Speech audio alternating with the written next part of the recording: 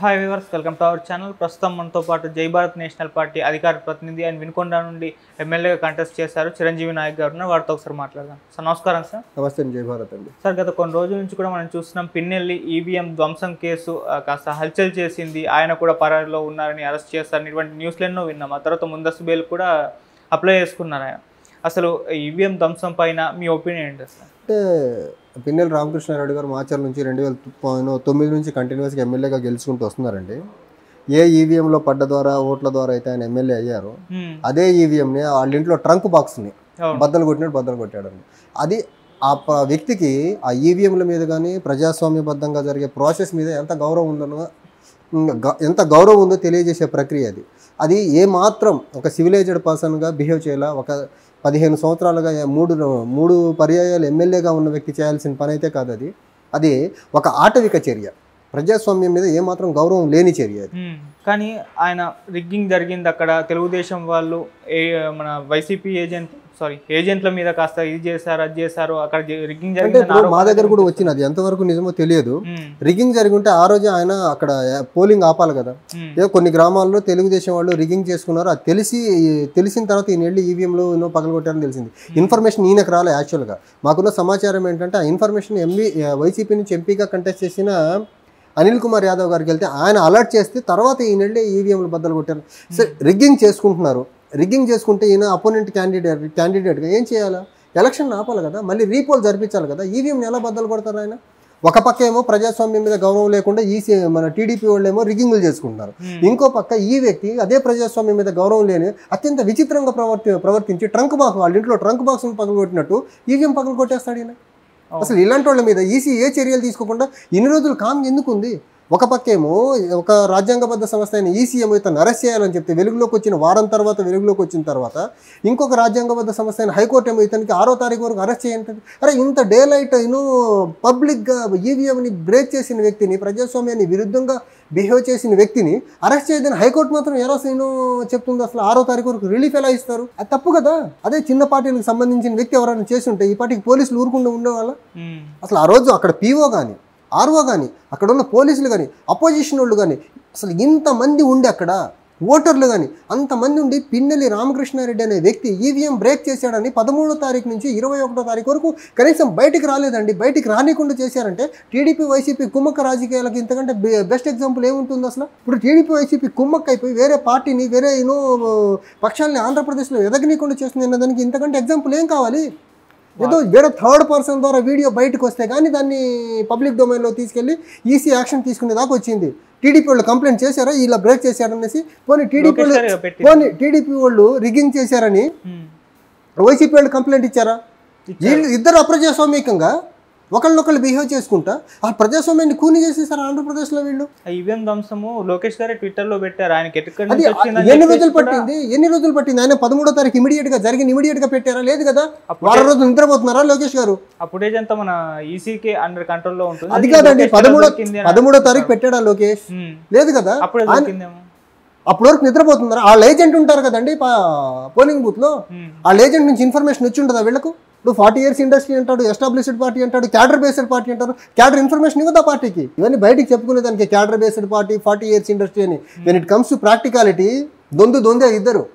డబ్బు మధ్య లేకపోతే ఎలక్షన్ చేయలేని వీళ్ళు, రౌడీయిజం చేయకుండా ఎలక్షన్ చేయలేని పార్టీలు ఇవి. ఆ పల్నాడు రావణ కష్టంగా మార్చేశారు 2 పార్టీలు కలిసి. ఈ రోజుకు గొడవలు ఆగట్లేదు పల్నాడు ప్రాంతంలో. ఇన్ని గొడవలు జరుగుతున్నా 2 పార్టీల అధ్యక్షులు కానీ, 2 పార్టీలకు సంబంధించిన నేతలు కానీ గొడవలు చేసుకోవద్దని ఒక ప్రెస్ మీట్ పెట్టారా? ఎంత దౌర్భాగ్యం ఇది! ఇదేనా ప్రజల పట్ల వీళ్ళకుండే చిత్తశుద్ధి, అంకిత భావం? ఇప్పుడు వీళ్ళు ఆరోపిస్తున్నట్టు నిజంగా అక్కడ తెలుగుదేశం వాళ్ళు రిగ్గింగ్ చేశారంటే అక్కడే కాదు, మాచర్లనే కాకుండా మిగతా అన్ని చోట్ల కూడా రిగ్గింగ్ చేశారని అంబటి రాంబాబు గారు హైకోర్టుకి ఎక్కడం, అక్కడ కొట్టేయడం, అంటే రీపోలింగ్ జరిపించాను అని చెప్పేసి రిగ్గింగ్ నిజంగా జరిగిందంటారా? అంటే రిగ్గింగ్ జరిగిందా లేదా మేమైతే లైవ్లో చూడలేదు కదా. రిగ్గింగ్ జరిగింది అనుకోండి, అక్కడొక్క దగ్గర ఎందుకు ఆంధ్రప్రదేశ్ మొత్తం రీ ఎలక్షన్ పెట్టించండి 175 అసెంబ్లీలకి. ఎందుకు పల్నాడు ప్రాంతంలో కొన్ని బూత్లలో మొత్తం జరిపించండి. ఎలాగో మీరు ఫేర్గా టీడీపీ కానీ, వైఎస్ఆర్సీపీ కానీ, కూటమి కానీ, వైఎస్ఆర్సీపీ కానీ ఫేర్గా అయితే ఎలక్షన్ చేయలేదు కదా. డబ్బులు పంచారు, మద్యం పంచారు, కాంపిటేటివ్ డిస్ట్రిబ్యూషన్ ఆఫ్ లిక్కర్ని, మనీని పెంపొందించి ఊళ్ళల్లో ఉండే మనుషుల మధ్య వైషమ్యాలు పెంచేసి గొడవలు పడేలా చేసి మీరే కదా. ఫ్రీ అండ్ ఫెయిర్ మ్యాన్లో ఎలక్షన్ జరగలేదు కదా. మీరు అందరూ ఈ కాంపిటేటివ్ డిస్ట్రిబ్యూషన్ చేసేదానికి ఈసీ కూడా సహకరించింది కదా. సో దీన్ని మొత్తాన్ని క్యాన్సిల్ చేసి మళ్ళీ ఎలక్షన్ జరిపించండి. ఇప్పుడు అలా వేయచ్చు కదా. మన అంబటి రాంబాబు గారు కానీ చెవిరెడ్డి భాస్కర్ రెడ్డి గారి పిల్లు అలా వేయలా.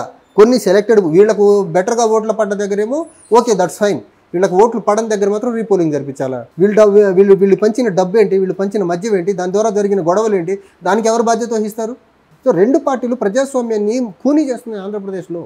ఎలక్షన్లు జరగకుండా ఎలక్షన్ని ప్రలోభాలతో జరిపించేసి, ఎలక్షన్ని గొడవలతో జరిపించేసి, ప్రశాంతంగా ఉండే పల్నాడు ప్రాంతాల్లో మళ్ళీ గొడవలు రేపెట్టారు. గత 30 సంవత్సరాలుగా ఈ రకమైన గొడవలు ఎప్పుడు జరగల పల్నాడు ప్రాంతం. అంతకుముందు జరుగుతూ ఉండేవి.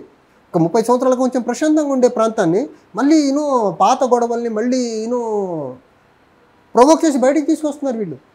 అంటే వీళ్ళ స్వార్థాల కోసం, వీళ్ళు ఎమ్మెల్యేలకు ఉండేదానికి, వీళ్ళు ఎమ్మెల్యేలు అయ్యేదానికి అనామకులు ప్రాణాలు తీసుకుంటున్నారు. అనామకులు గొడవలు చేసుకొని పోలీస్ కేసులకు బలవుతున్నారు కదా. పిన్నెల రామకృష్ణారెడ్డి పారిపోయారు, అక్కడి నుంచి వెళ్ళిపోయారు, ఎక్కడున్నారో తెలియదు. అక్కడి నుంచి మాచర్ నుంచి పోటీ చేసిన బ్రహ్మానంద రెడ్డి గారేమో గుంటూరు వెళ్ళిపోయారు. లోకల్ కొట్టుకుంటుంది ఊళ్ళో ఉండే కామన్ పీపుల్ అండి. కనీసం గొడవలు ఆపండి అని వీళ్ళు పిలుపునిస్తున్నారు. ఇద్దరిలో ఒకళ్ళన్నా ఇవ్వట్లేదు. వీళ్ళ ప్రాణాలు, వీళ్ళ ఆస్తులు, వీళ్ళ పదవులు సేఫ్గా ఉండాలి. ప్రజలు ఎలా కొట్టుకుని ఎలా చచ్చినా పర్లేదు. వీళ్ళకు అంత బాధ్యతారాహిత్యమైన లీడర్షిప్ చూడండి అక్కడ. అయితే వీటన్నిటికి ఇప్పటికైతే ఇరు వర్గాల వారు కూడా ఈసీని ఎక్కువగా ఆరోపణలు చేస్తున్నారు. ఈసీ పైన ఆరోపణలు అంతే కదండి. ఇప్పుడు ఈసీ ఒక పపెట్ బాడీ, ఈవెంట్ మేనేజింగ్ కంపెనీలా తయారైపోయింది ఎలక్షన్ కమిషన్. ఎలక్షన్ కమిషన్ తన డ్యూటీస్ని సక్రమంగా నిర్వర్తించుంటే, ఈ ఎలక్షన్ కమిషన్ పోలీస్ని ప్రాపర్గా తర్ఫీదిచ్చి ఎలక్షనీరింగ్ చేయించుంటే, election commission state government officials అందరినీ ప్రాపర్గా వాడుకొని ఉండుంటే ఈ గొడవలు జరిగేవి కాదు. దీనికి ముమ్మాటికి ఈసీనే బాధ్యత వహించాలి. ఈసీనే బాధ్యత. అయితే ఇప్పుడు ఈసీ చంద్రబాబు నాయుడు గారి కంట్రోల్లో ఉంది, ఆయన చెప్పినట్టే వింటుందని చెప్పి అంబటి రాంబాబు గారు ఒక ఆరోపణ చేయడం జరిగింది. అంటే వీళ్ళకి అనుకూలంగా ఉన్నప్పుడు ఎవరి కంట్రోల్లో ఉందంటే అంటే వీళ్ళిద్దరికి అనుకూలంగానే మేము టైం అండ్ అగైన్ చెప్తున్నాము. ఎలక్షన్ కమిషన్ ఆఫ్ ఇండియా ఏదైతే ఉందో టాప్ 2లో ఉండే పార్టీలకు అనుకూలంగా వాళ్ళకి పప్పెట్లో వ్యవహరిస్తుంది, వాళ్ళకు అనుకూలంగా ఈవెంట్ చేస్తుంది. ఎలక్షన్ ఫ్రీ అండ్ ఫెయిర్ మేనర్లో జరిపించట్లేదు ఎలక్షన్ కమిషన్ ఆఫ్ ఇండియా. ఆ టాప్ 2లో ఉండే డబ్బుతో ఉండే దళారుల పార్టీలని వాళ్ళు ఎలక్షన్ జరిపేదానికి ఈవెంట్ మేనేజింగ్ కంపెనీలో పనిచేస్తుంది తప్ప ఎలక్షన్ కమిషన్ ఆఫ్ ఇండియా.